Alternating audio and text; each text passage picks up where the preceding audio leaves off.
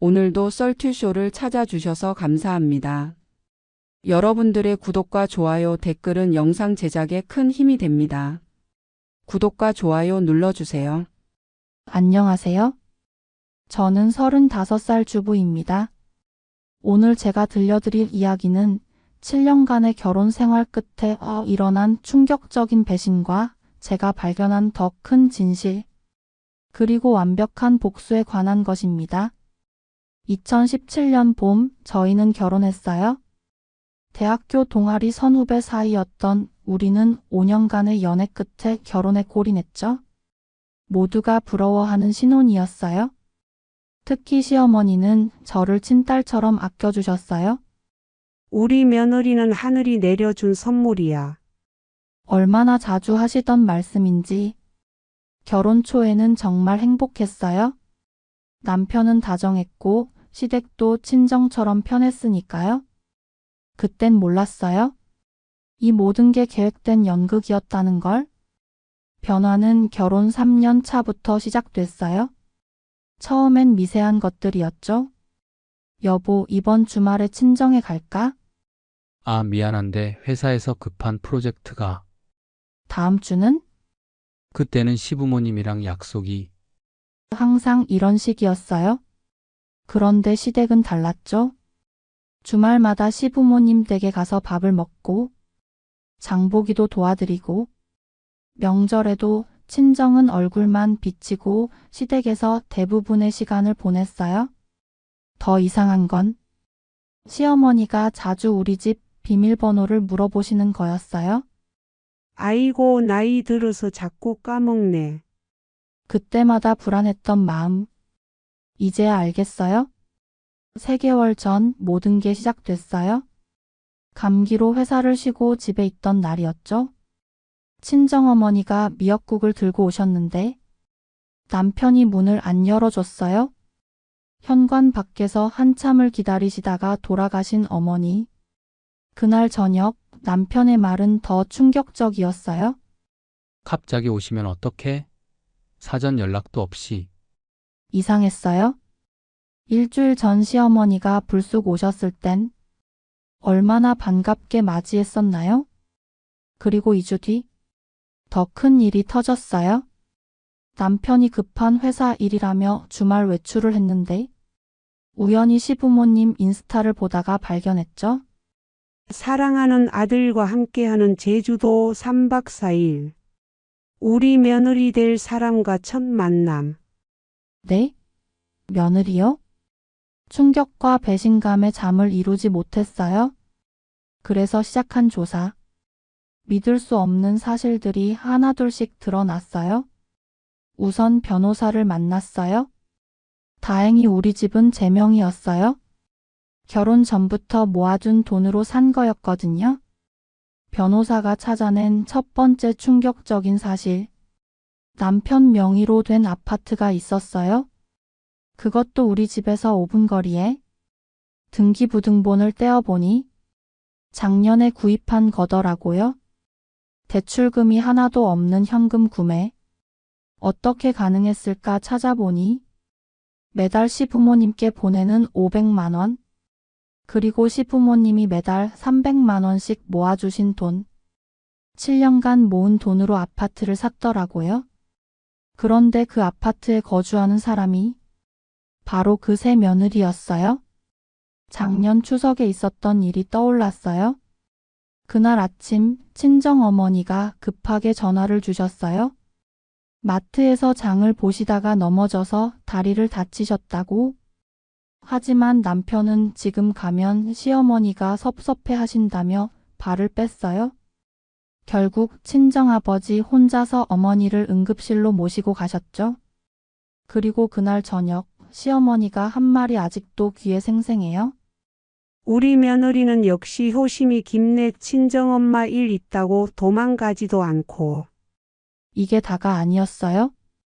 며칠 뒤 동네 마트 CCTV를 확인해 보니 어머니가 넘어지시기 직전 누군가 일부러 물을 쏟아놓은 흔적이 있더라고요. 그리고 그 자리에 있었던 사람이 바로 그 새 며느리였어요. 우리 결혼 기념일 때도 있었죠? 7주년 결혼 기념일이었는데 남편이 중요한 해외 출장이 있다며 자리를 비웠어요. 허탈한 마음에 친구들과 술을 마시러 갔다가 우연히 시내 한복판의 고급 레스토랑에서 남편을 봤어요. 그 여자와 함께 남편은 그 여자의 손에 반지를 끼워주고 있었어요. 우리 결혼 반지와 똑같은 디자인이더라고요. 그제서야 알았어요. 작년에 제가 결혼 반지를 잃어버렸다고 했을 때 남편이 왜 그렇게 무심했는지 돌이켜보면 너무나 많은 차별이 있었어요. 작년 여름 시아버지가 허리를 다치셨을 때가 생각나네요. 남편은 직장에 2주 휴가를 내고 시아버지 병간호를 했어요. 매일 새벽 일찍 일어나 병원에 가서 밤늦게 들어오곤 했죠.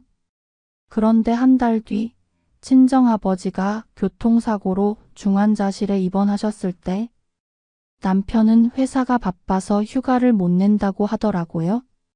심지어 주말에도 긴급회의를 핑계로 친정에 한 번도 못 갔어요. 설날 때는 더 심했어요. 시댁에서는 명품 백화점 상품권으로 세뱃돈을 주시면서 친정에 갈 때는 우리가 형편이 어렵다며 마트 상품권을 들고 가게 하셨죠. 작년 김장철에는 시어머니 김장할 때는 일주일 내내 휴가 내서 도와드리고 제가 친정 김장하러 간다고 하니까 시댁 김장도 못다 했는데 친정은 무슨 이러시더라고요. 심지어 아픈 친정엄마 병원 모시고 간다고 하면 아프면 구급차 불러 라고 하시던 시어머니가 시댁 강아지 병원 데려간다고 하면 남편한테 빨리 휴가 내서 강아지 병원 모시고 가 라고 하시고 가족 여행도 마찬가지였어요. 시댁 가족 여행은 늘 제주도 5성급 호텔이었죠. 렌터카도 외제차로 끊고 1인당 100만 원 넘는 패키지까지. 근데 친정 부모님과 가는 여행은 돈이 없다며 시골 펜션에 경차를 빌리더니 식사도 편의점으로 해결하자고 했어요. 용돈도 너무 차이가 났어요. 시어머니 용돈은 매달 100만 원씩 빠짐없이 드리면서 친정어머니는 20만 원도 아깝다고 심지어 그 20만 원마저 다음 달에 줄게 하고 자주 미루곤 했죠. 집안 대소사는 더 심했어요. 시댁 큰 아주버님 환갑잔치 할 때는 500만 원짜리 금목걸이를 선물하고 친정이모 환갑에는 3만 원짜리 화장품 세트. 기념일은 말도 못해요. 시부모님 결혼 기념일은 호텔 뷔페에서 온 가족이 축하하고 금반지에 상품권까지 드렸는데 친정 부모님 결혼 기념일은 문자 한 통으로 끝내더라고요. 심지어 제 생일에도 시어머니 생신 때는 백화점 VIP 라운지에서 케이크 커팅하고 명품백까지 선물했으면서 제 생일은 아 맞다. 생일이었지? 하고 대충 넘기곤 했어요. 설상가상으로 명절 때 세뱃돈도 시댁 조카들은 한 명당 50만 원씩, 친정 조카들은 만 원짜리 한 장. 이런 차별이 매년 매달 심지어 매일같이 계속됐어요. 그때는 남편이 시댁에 효도하는구나 하고 이해하려 했는데 돌이켜보니 이 모든 게 철저한 계산 하에 이뤄진 거더라고요. 특히 집안 행사 규모도 너무 달랐어요. 시댁은 뭐만 하면 비싼 한정식집 대관에서 100명은 기본. 친정은 코로나 조심해야지 하면서 집에서 도시락으로 때우고 제가 둘째를 유산했을 때도 시댁 쪽 가족이 감기로 입원했다고 하면 간병인의 도우미까지 붙여주더니 저는 혼자 산부인과 가서 처치받고 퇴원할 때도 택시 타고 와야 했어요. 결정적인 증거는 우연히 발견했어요. 남편의 옛날 휴대폰을 정리하다가 7년 전 시어머니와 주고받은 카톡이 나왔어요. 이번에 소개한 애 어때? 좋아 보이는데 근데 걔 재산이 걱정 마, 내 동생 친구 지민이 있잖아. 나중에 그 애랑 결혼하면 돼. 지금은 이 애 재산부터 지키자. 엄마가 다 알아서 해주시는 거죠? 그래, 넌 그냥 좋은 남편인 척만 해. 7년 정도면 충분할 거야. 비가 싸늘하게 식었어요. 저와의 결혼이 처음부터 계획된 것이었다니. 눈물은 이미 말랐어요. 이제는 행동해야 할 때. 저도 치밀한 계획을 세웠어요. 첫째, 증거 수집. 7년간의 카톡 내역. 시부모님과 남편의 금전거래 내역. 제주도 사진들. CCTV에 찍힌 그 여자의 출입 기록. 새 아파트 등기부 등본. 둘째, 숨겨진 재산 조사. 남편 명의 아파트. 시부모님과의 금전거래. 해외 계좌 내역. 가상화폐 지갑. 모든 증거를 수집하고 나서 부동산에 우리 집을 내놓았어요. 일주일 만에 팔렸죠? 새 집으로 이사하고 며칠 뒤 예상대로 남편에게서 전화가 왔어요. 여보, 현관문 비밀번호가 바뀌었나? 안 열리네? 우리 집 팔았어? 당연히 비번도 바뀌었겠지? 남편이 소리를 질렀어요.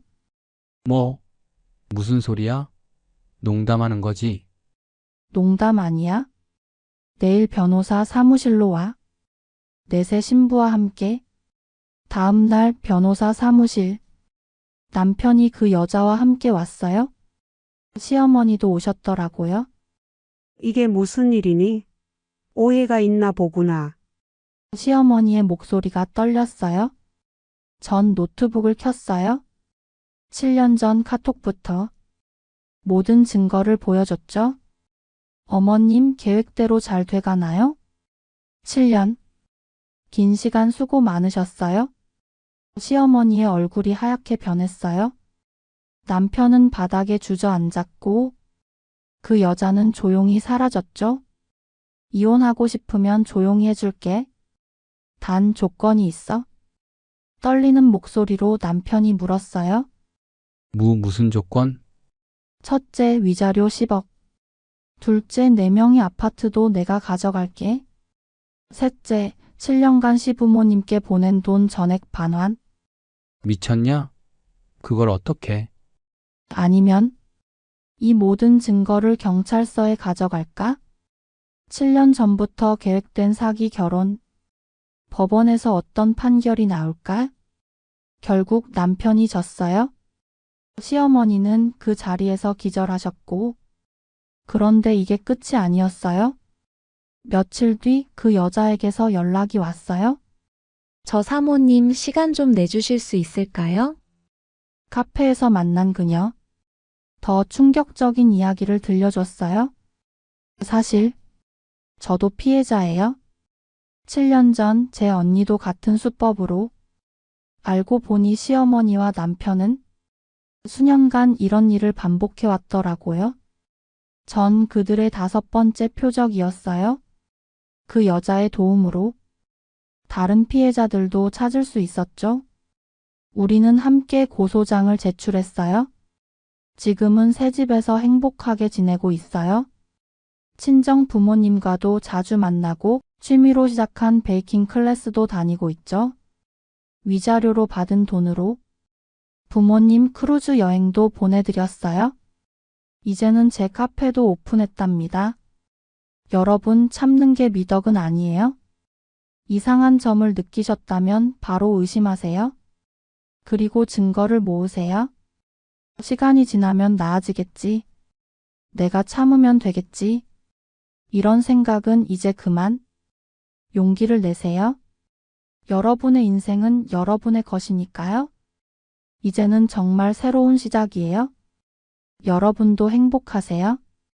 오늘도 사연 끝까지 들어주셔서 감사합니다.